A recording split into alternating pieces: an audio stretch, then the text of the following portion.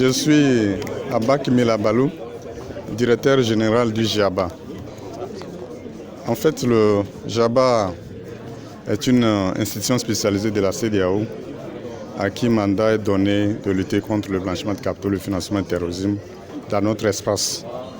Et à ce titre, il est garant de la mise en œuvre des standards internationaux définis pour lutter contre le blanchiment de capitaux, le financement du terrorisme.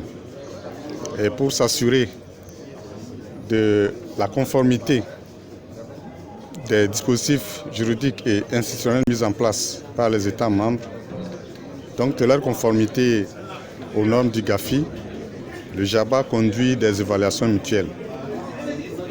Et actuellement, après le Ghana, le Sénégal, Cabo Verde et le Burkina Faso, ce sont les projets de rapport d'évaluation mutuelle du Bénin et du Mali qui seront examinés et adoptés au cours de cette réunion plénière de la commission technique du JABA.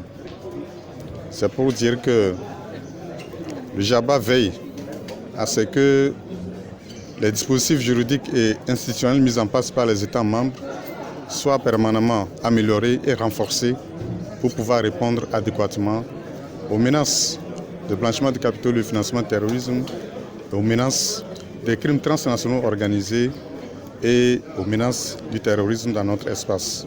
En fait, comme je viens de le dire, tous les textes élaborés au niveau de chaque État doivent être conformes aux 40 recommandations du GAFI, aux conventions internationales et aux résolutions pertinentes du Conseil de sécurité des Nations Unies.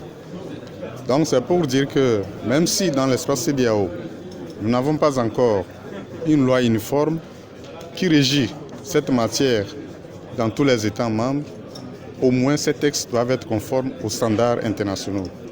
Mais il faut signaler que dans l'espace UMOA, il y a la loi uniforme qui régit le blanchiment de capitaux et le financement du terrorisme dans les 8 pays membres de l'Union de l'UMOA. Donc, les réflexions sont en cours pour voir si effectivement il y a nécessité de parvenir à une loi harmonisée au niveau communautaire pour faciliter, surtout en termes de coopération, pour faciliter la coopération dans la recherche, dans le dépistage et dans le recouvrement des avoirs criminels dans notre espace. Pour faciliter également l'entraide judiciaire, l'extradition et de façon générale la coopération judiciaire. Oui, pour ce qui concerne le Sénégal, la saisie des drogues permet de mesurer comment les autorités qui sont engagées dans la lutte contre les crimes transnationaux sont très organisées et efficaces. Pour ce qui concerne les attentats terroristes au Mali et au Burkina Faso, que nous déplorons parce qu'ils font beaucoup de victimes, cela est dû essentiellement aux faiblesses de tous les acteurs qui sont impliqués dans la lutte. Faiblesse des systèmes juridiques, faiblesse du système institutionnel, et les acteurs ne sont pas assez outillés pour pouvoir juguler ces différents fléaux. Donc c'est pour dire qu'il est nécessaire de penser sinon de créer d'autres moyens pour éradiquer le terrorisme et œuvrer pour le développement de notre espace communautaire.